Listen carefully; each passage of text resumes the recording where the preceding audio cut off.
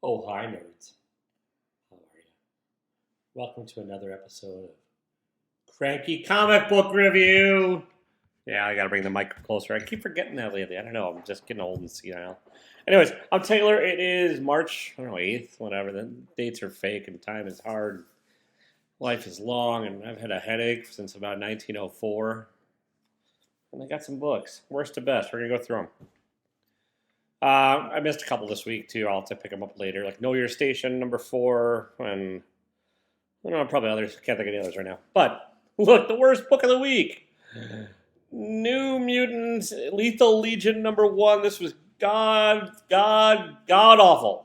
Written by Charlie Jane Anders, art by Enid something. Very cartoony art with weird proportions, mostly. And then at times not. Hard to understand what's going on in some of the panels. Hard to understand what's going on in a book, honestly. Like, this is an awful number 1.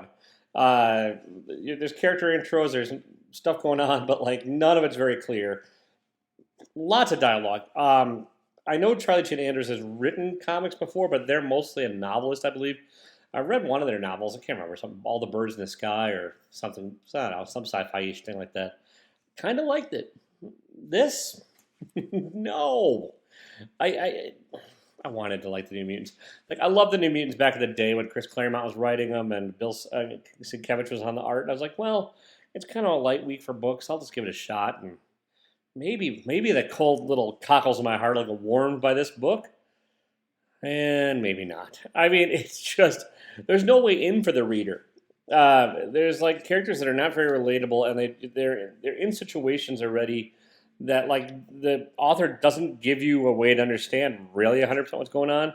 Like, there's some dialogue clues and I guess possibly some contextual clues, but this story, from what it is, it doesn't make much sense.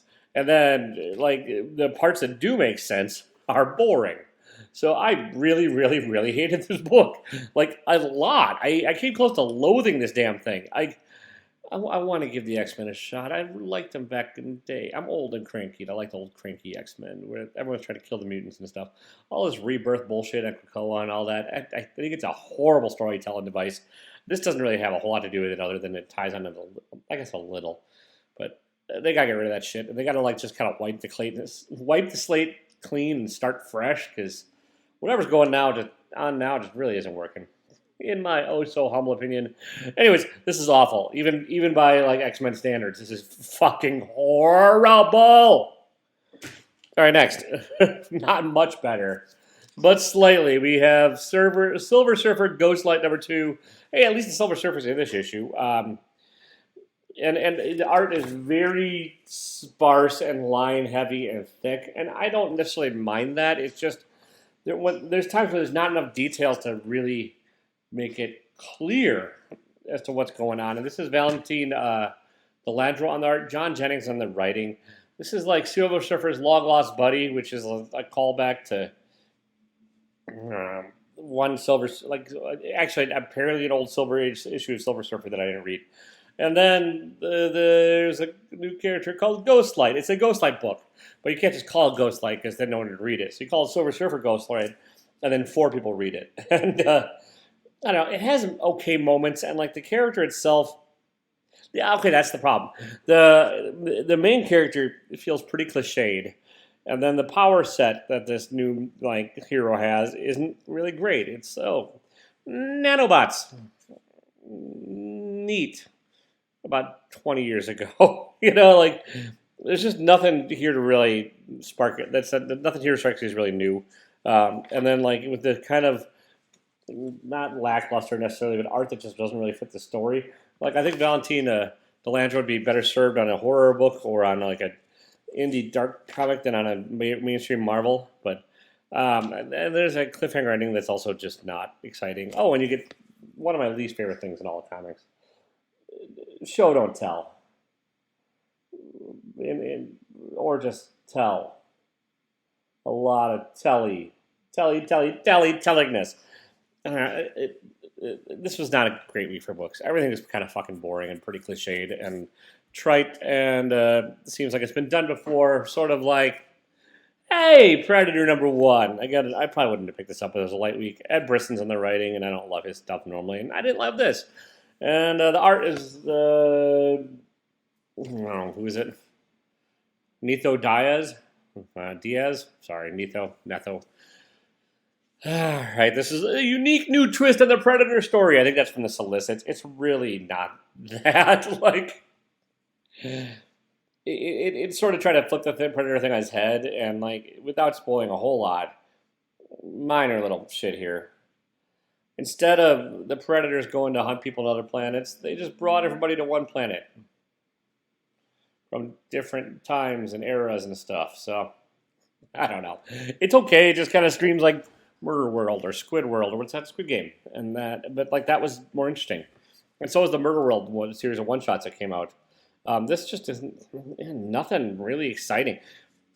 Like the author introduces you to these characters and then kills them off like immediately, which I get. It's Predator, but like you have to have some hook, like some character you give a shit about. That's the way into this story, or it's just not a good story. And thus far, the characters that lived are not interesting. The hook at the end is not exciting because it's really not that unexpected, and yeah, it's not good either. I mean, the first 3 books of this list are just really not. It kind of makes you want to stop reading comics. You're like, maybe it's just read good literature, or at least cheesy sci-fi novels or some shit. But whatever. All right, next. Speaking of cheesy sci-fi, we have Space Job #2. I kind of like the first one. This is not as good. This is mostly about the captain and trying to get out of doing any kind of duty. And like, there's jokes that don't land here. There's a joke about a chair, and then there's a joke about how nobody wants to be the first mate, kind of because of that chair. It's like a bad episode of the Orville, and not really, but that's like the closest comparison I have. Like sarcasm and snarkiness in space. It's not. It's been done before, and it's been done better. And this. Yeah, I mean it's fine. It might be read better collected. Like the first issue didn't really stick with me enough for me to really remember what the fuck happened, other than I kind of liked it, which is not a great sign. This is also real wordy. Look at all those balloons. Like the letterer must have had a field day. Who's the letterer? Jordy, either Morrow or whatever. The letterer. This is like page 2, by the way. We're not like in really. Letters by Mauro Montelli, so they had their work cut out of them. Alvaro Saraseka on the art and then David Goodman on the writing. But yeah, this is how you flip over the first page and this is what you get right off the bat. Just a dump of like exposition-y and kind of sort of funny dialogue, I guess. And it lightens up a little bit, but show don't tell. And this is just telly, not showy. It's better than the other lumps of crap on this list. But I won't be finishing this series. It's a big letdown from the not so memorable, I guess, issue #1. And yeah, well, maybe I'll trade weight it. Maybe if other reviewers who I respect like it more than I will, I'll pick it back up at the end. But respect more than I will? That wasn't proper English. I'm a hot mess today, people. Did I mention I had a headache? Yes, I have a headache. But I've been drinking tea out of my Chip Getler mug. I miss you, Chip. Come back to YouTube. And even though this is a coffee mug, because he was a coffee connoisseur and loved his coffee, I'm drinking tea. Not even good tea, because good tea's reserved for closers, and I wasn't a closer. All right, Batman number 133. Yeah, Chip Zdarsky's doing the right. Shit, dropping stuff everywhere. Chip Zdarsky doing the writing. Mike Hawthorne on the art. Mike Hawthorne's art, it reminds me of like a shitty Brian Hitch, and I don't love it. It's like really thickly inked and really kind of like weirdly static, even though like look, that's a splash page. It should be great. And maybe it's the inking that's doing him dirty. Is it? Is there an inker on this? Let me find it. I think Hawthorne's inking his own stuff, so it's his own damn fault. Or maybe it's a color. There's something just not great about this art all the way through it. And like, I feel like I should find that out for you, and I should have done some research, but I didn't. So I'm gonna try and awkwardly page through this until I come up with some info.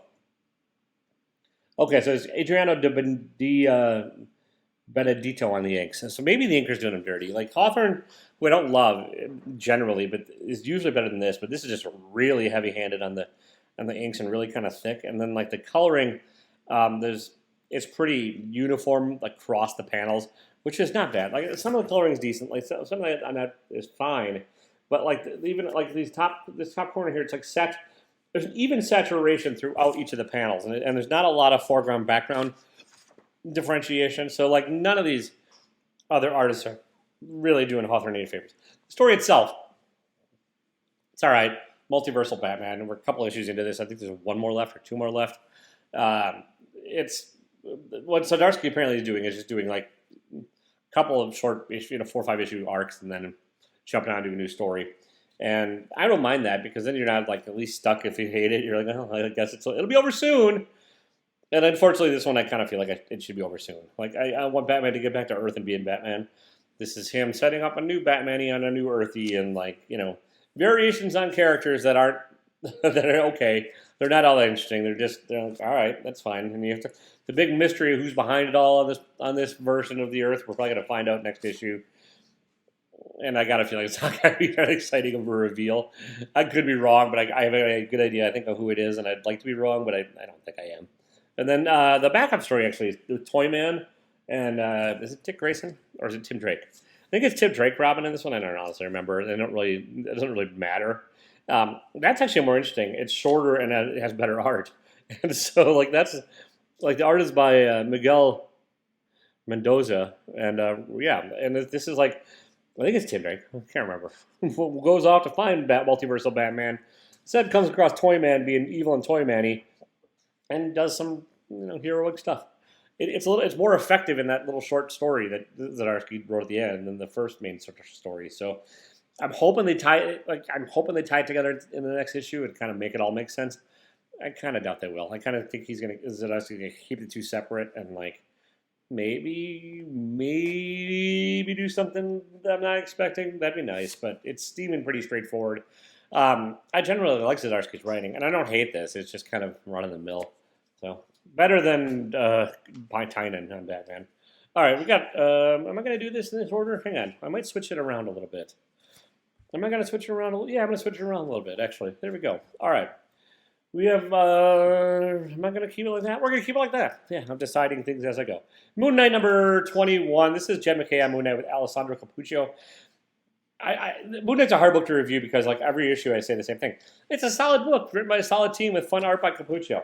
It's a solid book with a solid team written by fun art by Cappuccio. That's kind of my review. Jed MacKay's kind of slowly moving the plot needle forward, very slowly as far as, like, what's behind all this stuff happening. But, like, it's a fun enough journey along the way that, like, I'm not, I mean, we're 21 issues in and we really have no idea who's been messing with Moon Knight and what's going on and, like, all that stuff. But he's got a supporting cast of characters I dig with Soldier and Reese. And then there's, Capuccio's art is outstanding and liquid and fluid and dynamic and all these words that people use to talk about comics. And and then you get, like, a shadow figure doing shadowy figure-y stuff. Moon Knight's actually not the main focus of this one a whole lot. There's Jake Lockley. I don't love the way MacKay wrote Jake Lockley, but I get it. It's kind of a tongue-in-cheek way of doing an old cabbie. A cab driver is somebody who used to exist before Uber. And yeah, so there's a shadow thing behind it. There's a little bit of Blade in this one. There's, some cool vampire shit. It's a fun book. It's like, I dig it. I hope MacKay stays on this. I'm not sure if he will because he's taking over Avengers next issue, and so we'll see.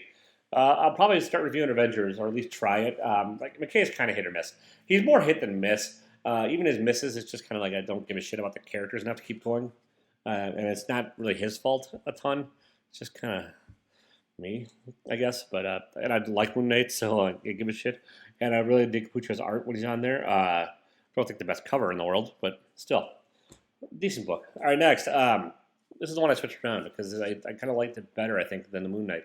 This is Tom Taylor. This is Adventures of Superman, John Kent, number 1. Another one I didn't think I was going to pick up. Honestly, I like Tom Taylor a lot. I like his writing on, what the hell the book do I like?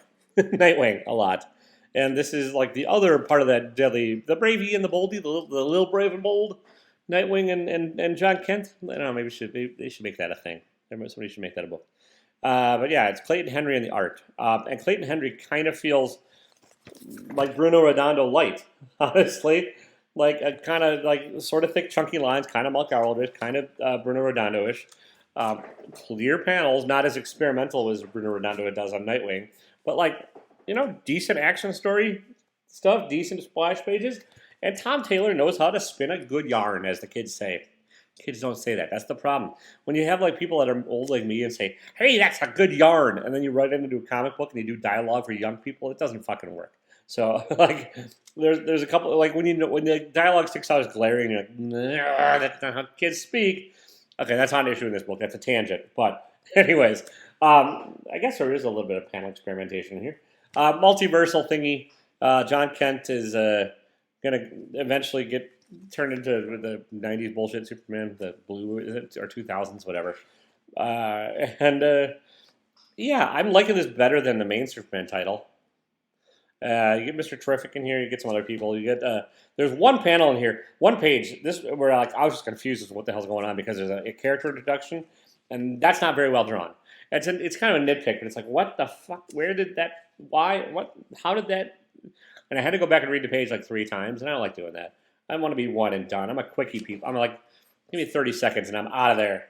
And then there's a big like end of the first issue twist. It's not that twisty. It's not that interesting, but still a solid issue. If you're on the fence about this one, I'd say pick it up. Just because if you like Tom Taylor's shit at all, and most of you that are watching this probably don't hate him. At least I don't know anybody that hates Tom Taylor's writing.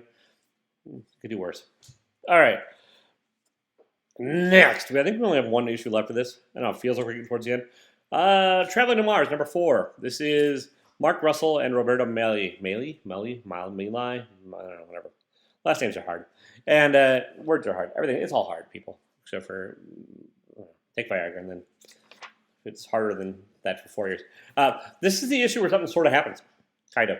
It's been a pretty slow burn, melancholy journey of a man who was a pet shop owner, traveling to Mars, a state claim for this beef company.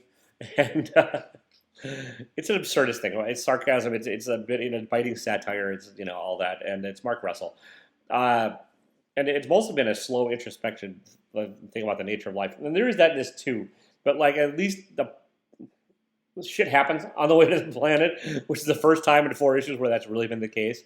And the stuff that happens, I don't want to spoil it for you, is at least interesting and kind of funny, and seems kind of like accurate for a Mark Russell book when in the worlds where all corporations are evil, and because all corporations are kind of evil, except for the one I work for. They're amazing. If you're ever watching this in the future or in the past or the present, but yeah, it's evil corporations rule the world, and this man is just trying to like figure out a meaning of life in the midst of all this while he's dying on the way to a planet.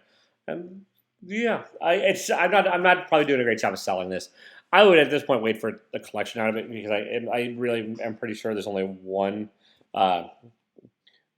issue left. There's a preview at the end I didn't read, but there's robots and there's a guy in a weird hat, and yeah, it's still not a very action-packed book. It really isn't, but it is just kind of yeah. If you feel like you're lost and wandering through space, read the book. I kind of like the pull quote here. This is about the last thing I expected. Yeah, I expected a book traveling to Mars would be about traveling to Mars and excitement and space peril and journey and like a cheesy sci-fi story that's set on this sci-fi network like the Ark, which is a god-awful show.